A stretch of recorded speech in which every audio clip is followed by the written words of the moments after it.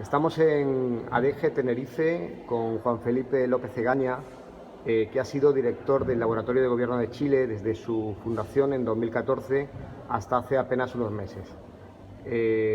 Juan Felipe, me gustaría preguntarte por el Laboratorio de Gobierno. ¿Qué habéis hecho? ¿En qué consiste? Bueno, el Laboratorio de Gobierno es un mandato presidencial que surge durante la administración de la presidenta Bachelet durante el año 2014. Lo anuncia en su discurso a la Nación y al Congreso, señalando que el Estado chileno debe ir un paso más allá de la modernización del Estado y promover un Estado donde la innovación esté al servicio de las personas, donde las instituciones puedan innovar para entregar mejores servicios. Y en ese sentido nos tocó, y a mí me tocó, coordinar la creación, el diseño y la implementación de esta nueva institución que ha terminado siendo bastante pionera en América Latina. De hecho, es el primer laboratorio de gobierno a nivel nacional en América Latina.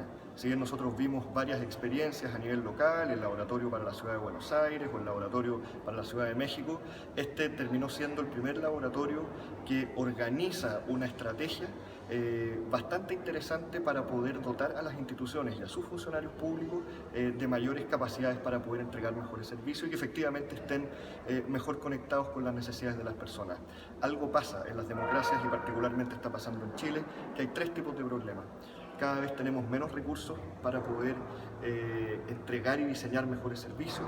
Nos cuesta mucho entender y procesar las demandas ciudadanas y hay una tipología de problemas en las cuales los estados que funcionan como silos les cuesta mucho hacer intervenciones sistémicas. Por lo tanto, la innovación, en el caso chileno al menos, está planteado para sobreponerse a esos tres tipos de problemas.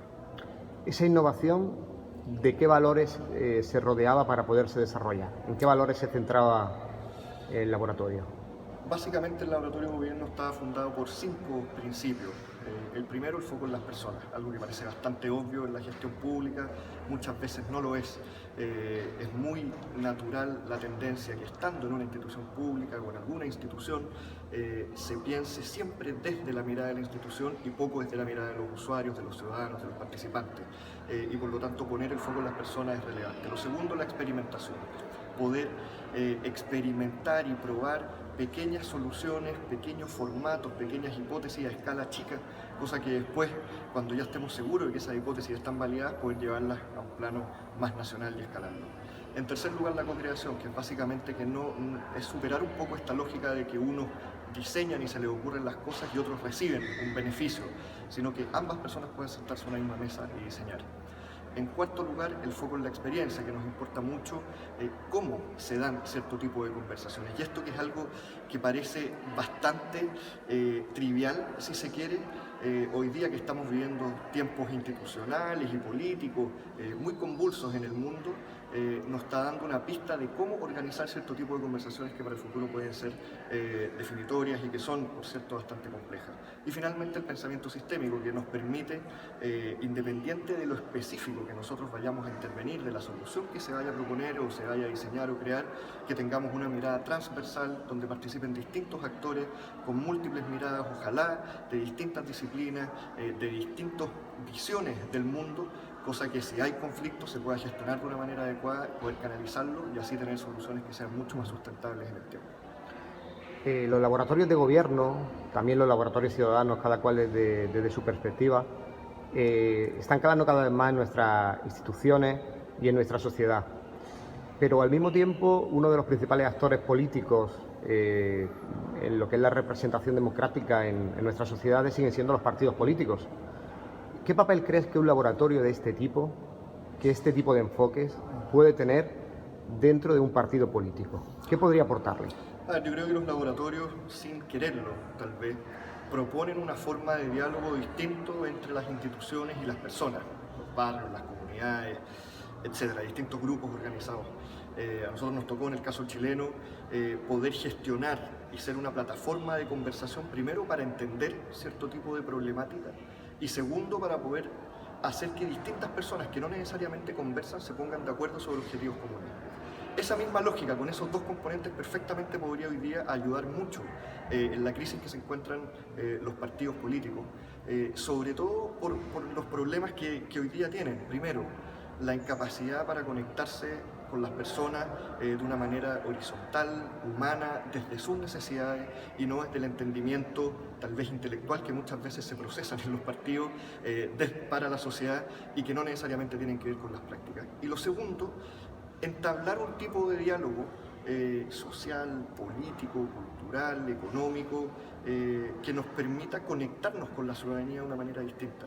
Conectarnos a partir de lazos de confianza, de lazos de fortalecimiento del capital social, de generación del bien común, de la generación de valor y discutir ahí, cuando ya existe esa capa de confianza, cuáles son aquellos temas en los cuales los partidos políticos debiesen intervenir. Yo creo que hoy día la aridez, ni siquiera temática, porque estamos hablando, los partidos políticos hablan mucho de temas, de cosas, pero se nos olvidó hablar de política, de cuáles son aquellos temas que nos van a ir definiendo para los próximos 5, 10, 15, 20 años cuál es ese modelo de sociedad que nos imaginamos, cuál es ese escenario en el cual nos gustaría que nuestros hijos crecieran, etc.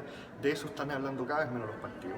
Y la lógica que hay detrás de la lógica de los laboratorios, valga la redundancia, como foco en la experiencia, de que se generen conversaciones o entornos favorables para que distintas personas con objetivos tal vez a veces contrarios se puedan encontrar, puede ayudar mucho a refrescar cómo se están generando las ideas en los partidos y también refrescar cómo los partidos se debiesen conectar con distintos grupos de interés. Tú que conoces tanto la labor de gobierno como el partido, en este caso el Partido Socialista chileno, ¿cuáles crees que pueden ser las oportunidades y también las dificultades, las diferencias entre aplicar esto a un nivel institucional o hacerlo dentro de un entorno como es el partido político, una institución como el partido político?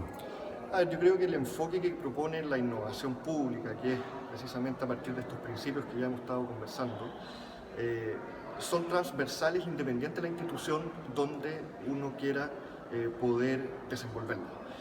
Obviamente hay instituciones que tienen lógicas mucho más complejas que otras. Es distinto la lógica de una ONG, de una fundación, a de un ministerio o una institución pública o de un partido político.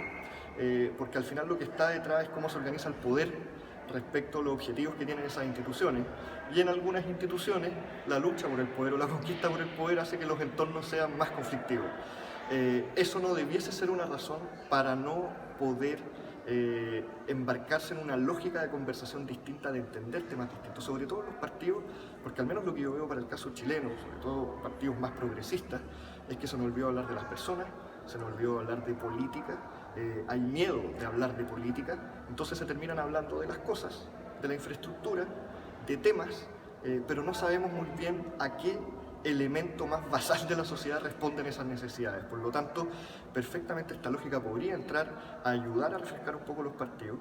Y es obvio, es natural que al principio van a haber escepticismo, que cuando tú estás en un partido, tu compañero de partido potencialmente puede ser tu competidor y por lo tanto es natural que en los partidos ocurran este tipo de fricciones, pero no por eso uno debiese restarse. Y aquí yo creo que el gran desafío tiene que ver también con las dirigencias de los partidos, las juventudes, las dirigencias ya a nivel más nacional, de cuán dispuestos están a gastarse su capital político para que este tipo de conversaciones aparezcan y por qué no aparezca otro tipo de fraternidad, otro tipo de compañerismo dentro de los partidos que permita efectivamente, más allá de las legítimas disputas internas y fricciones que existen en los partidos, pensar cómo debiese establecerse una conversación pública respecto de los temas y de las ideas que tenemos para el futuro.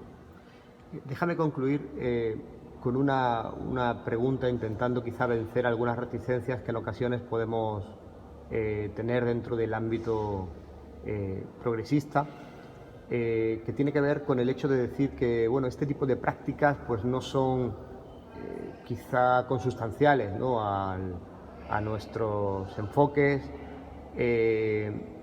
cuando sin embargo vemos que buena parte de las iniciativas que se han producido en ámbitos de gobierno provienen justamente de gobiernos de izquierda. Es decir, ¿es esto algo, digamos, natural, propio de la socialdemocracia? ¿Lo ves así? Yo te diría que no. Yo creo que esta lógica de entender cómo aproximarse a los problemas y sus soluciones, creo que no es patrimonio de ningún sector en particular. yo creo que tiene la ventaja de lo que ha pasado en el mundo, si uno lo lleva al ámbito de los laboratorios. Obviamente en cierto tipo de democracias nórdicas, el eje de la innovación está mucho más concebido respecto de cómo se innova para conseguir mayor igualdad social. Pero en otras democracias, por ejemplo en Estados Unidos, o incluso en Reino Unido, o incluso en países asiáticos, la innovación y estas lógicas están concebidas para poder ayudar a hacer que las instituciones sean más productivas y más eficientes. Por lo tanto, yo creo que aquí tal vez lo más interesante que aporta esta lógica es que cada ideología o cada visión de la sociedad puede incorporar esta lógica, aproximarse al entendimiento de los problemas y su solución sin traicionar su ideario. Y ha pasado, y en el caso chileno ha sido súper interesante lo que pasó con el Laboratorio de Gobierno. El Laboratorio de Gobierno tiene una metodología y ha transitado y está transitando por dos gobiernos de coaliciones distintas, donde los dos le han sabido ver el valor a esto. Por una parte, un gobierno de coalición con una presidenta socialista, y hoy día en Chile existe el Laboratorio de Gobierno y se mantuvo el Laboratorio de Gobierno con un presidente de una coalición de centro-derecha. Y los dos mandatarios han sabido verle el valor para sus propios énfasis programáticos.